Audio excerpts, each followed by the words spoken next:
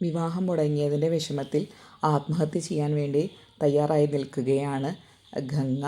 ഇതേ സമയം കാവേരി വിനീതിനെയും കൊണ്ട് വിവാഹപന്തലിലോട്ട് വരുന്നുമുണ്ട്. ഇതുവരെയായിരുന്നു ലാസ്റ്റ് എപ്പിസോഡ്. ഇന്നത്തെ എപ്പിസോഡിൽ എന്തൊക്കെയാണ് ഉള്ളത് എന്നറിയുന്നതിന് മുൻപ് നിങ്ങൾ ഈ ചാനൽ സബ്സ്ക്രൈബ് ചെയ്യുക, ലൈക്ക് ചെയ്യുക. അങ്ങനെ നമ്മുടെ ഗംഗ വിവാഹം മുടങ്ങിയ വിഷമത്തിൽ ആത്മഹത്യ ചെയ്യാൻ തയ്യാറായി നിൽക്കുകയാണ്. ചാടാൻ നേരത്ത്, അതായത് കോറിയുടെ മീതെയാണ് കയറി നിൽക്കുന്നത്. ചാടാൻ നേരത്ത് ഗംഗയുടെ മനസ്സിൽ ഗംഗയുടെ അച്ഛനെക്കുറിച്ചുള്ള ഓർമ്മകളും അച്ഛൻ പറഞ്ഞ വാക്കുകളും അങ്ങനെ എല്ലാ കാര്യങ്ങളും ഓർമ്മ വന്നുകൊണ്ടിരിക്കുകയാണ്.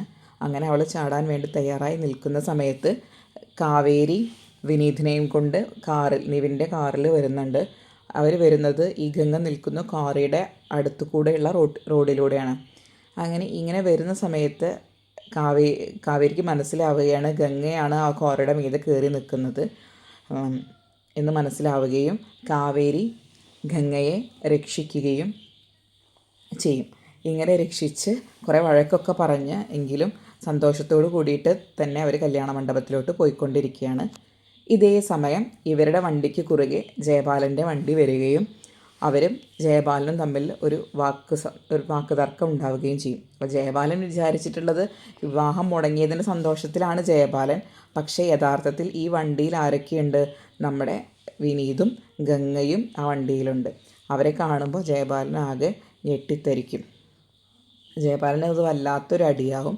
പക്ഷേ കാവേരി ജയപാലൻ നല്ല 2 ഡോസ് ഡയലോഗൊക്കെ പറഞ്ഞ് വയറൊക്കെ നിറച്ചിട്ടാണ് അവിടെ നിന്ന് വിടുന്നത്.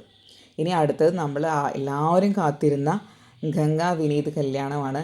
വിനീതിൻ്റെ ഒരുപാട് കാലത്തെ സ്നേഹമാണ് ഇന്ന് സാക്ഷാത്കരിക്കാൻ പോകുന്നത്. അങ്ങനെ വിനീത് ഗംഗയുടെ കഴുത്തിൽ താലി കെട്ടും. തീർച്ചയായും ഗംഗ സന്തോഷവതിയാണ്. കാരണം ഒരിക്കലും തനിക്ക് ലഭിക്കില്ലെന്ന് വിചാരിച്ച വിവാഹം ആണ്, അല്ലെങ്കിൽ താലിയാണ് ഇന്ന് കിട്ടുന്നത്. ഗംഗ പൂർണ്ണ മനസ്സോടു കൂടി തന്നെയാണ് വിനീതിൻ്റെ താലി സ്വീകരിക്കുന്നത്. അങ്ങനെ താലി കെട്ടിക്കഴിഞ്ഞു. അടുത്ത ചടങ്ങ് കുങ്കുമം തൊടിയിക്കലാണ്. അങ്ങനെ കുങ്കുമം തൊട്ട് സുമംഗലിയാകും നമ്മുടെ ഗംഗ. അതിനുശേഷം പെൺകുട്ടിക്ക് വരൻ പുടവ കൊടുക്കുകയാണ്. പുടവ കൊടുക്കാൻ വേണ്ടി തട്ടെടുത്ത് ഗംഗയ്ക്ക് വിനീത് കൈമാറും.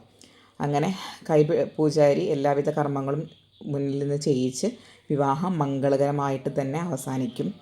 അപ്പോഴേക്കും നമ്മുടെ സുജാതയും ഗീതയും മനസ്സിലാക്കിയിട്ടുണ്ട് വിനീത് അവിടെ നിന്ന് പോയിരിക്കുന്നു എന്ന് മനസ്സിലാക്കി അവർ വിവാഹം നടക്കുന്ന അമ്പലത്തിലോട്ട് വരും. ഇവരെ കണ്ടതോടുകൂടി ഗംഗയ്ക്ക് ആകെ പേടിയാവാൻ തുടങ്ങും. പക്ഷേ ഗംഗയ്ക്ക് ധൈര്യം കൊടുക്കാൻ വേണ്ടി വിനീത് ഗംഗയുടെ കൈ മുറുക്കെ പിടിച്ച് അവളെ സമാധാനിപ്പിക്കും.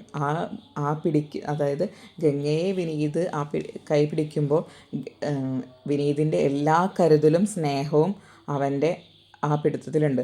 അതായത് അത്രയും മുറുകെയാണ്. അതായത് ഞാൻ എന്തൊക്കെ വന്നാലും ഞാൻ നിന്നെ കൈവിടില്ല എന്ന അർത്ഥത്തിലാണ് വിനീത് അങ്ങനെ കൈ പിടിച്ചിട്ട് ഉള്ളത്. അങ്ങനെ നമ്മൾ ഇത്രയും കാലം കാത്തിരുന്ന ഗംഗ വിനീത് വിവാഹം നടന്നിരിക്കുകയാണ്. ഇനി കൂടുതൽ വിശേഷങ്ങളും കൂടുതൽ സീരിയൽ കഥകളും ലൈവ് റിവ്യൂസും അറിയാൻ നിങ്ങൾ ഈ ചാനൽ സബ്സ്ക്രൈബ് ചെയ്യുക, ലൈക്ക് ചെയ്യുക. Thank you.